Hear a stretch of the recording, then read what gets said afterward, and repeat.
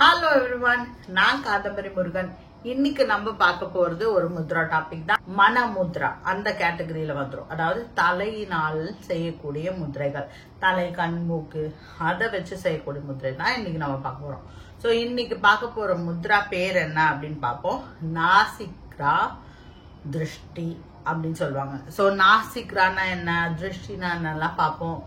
அதுக்கப்புறம் நம்ம அதோட டெக்னிக் பார்ப்போம். இந்த முதிரைக்கு வந்து கொஞ்சம் கான்ட்ரா இண்டிகேஷன்ஸ் இருக்கு. ஸோ சில பேர்லாம் இந்த முதிரையை பண்ணக்கூடாது. ஃபர்ஸ்ட் நம்ம அவங்க எல்லாம் யாருன்னு பார்ப்போம். ஏன்னா நீங்க வந்து இந்த வீடியோவோடவே நீங்க வந்து முதிரைகளை ட்ரை பண்ணுவீங்க அப்படின்றத நான் தெரிஞ்சுக்கிட்டேன் சில பேர்கிட்ட பேசினதுல இருந்து. ஸோ அதனால யாரெல்லாம் ஃபர்ஸ்ட் பண்ணக்கூடாதுன்றதையும் நம்ம பார்த்துருவோம்.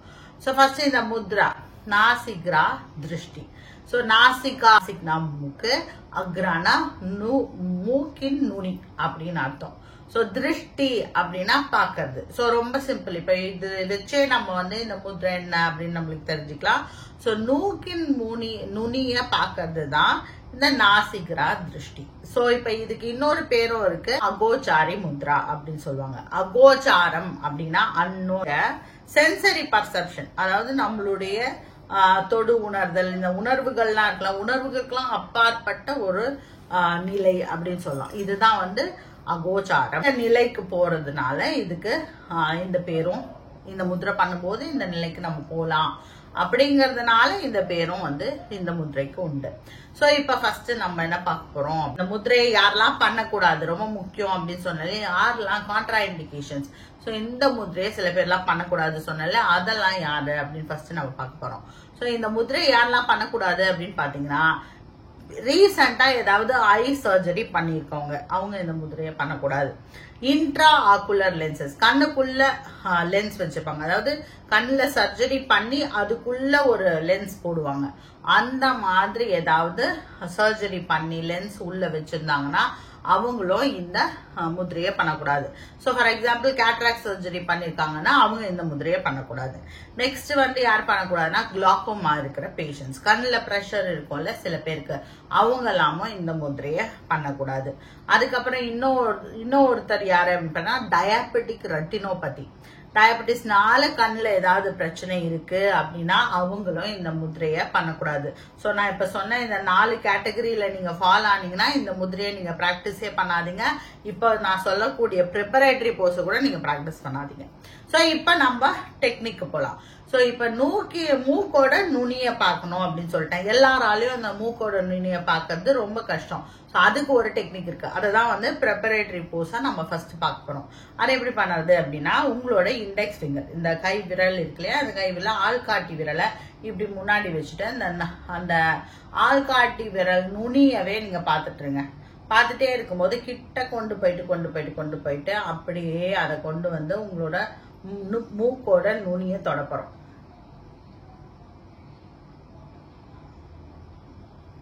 அப்படி கை எடுத்தாலும் நம்ம அங்கேதான் விஷன் இருக்கணும்.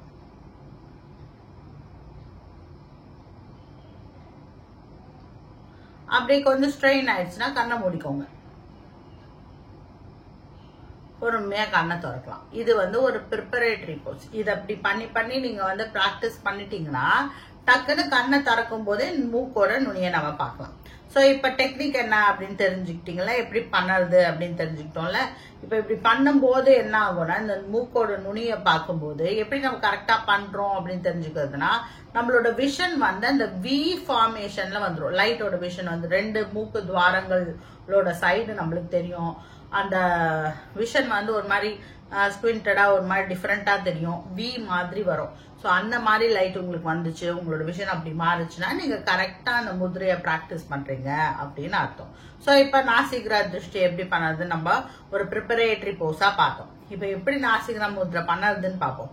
கண்களை மூடிக்கோங்க, கைகள்ல சின் முதிரை வச்சுக்கோங்க. சின் முதிரை வச்சுட்டு கைகளை தொடை மேல வச்சுக்கோங்க, கண்களை நல்லா மூடிக்கோங்க. ஸோ பொறுமையா கண்களை நம்ம திறக்க போறோம். திறக்கும் போது ஸ்ட்ரெயிட்டா நம்ம மூக்கோட நுனிய பார்க்க போறோம்.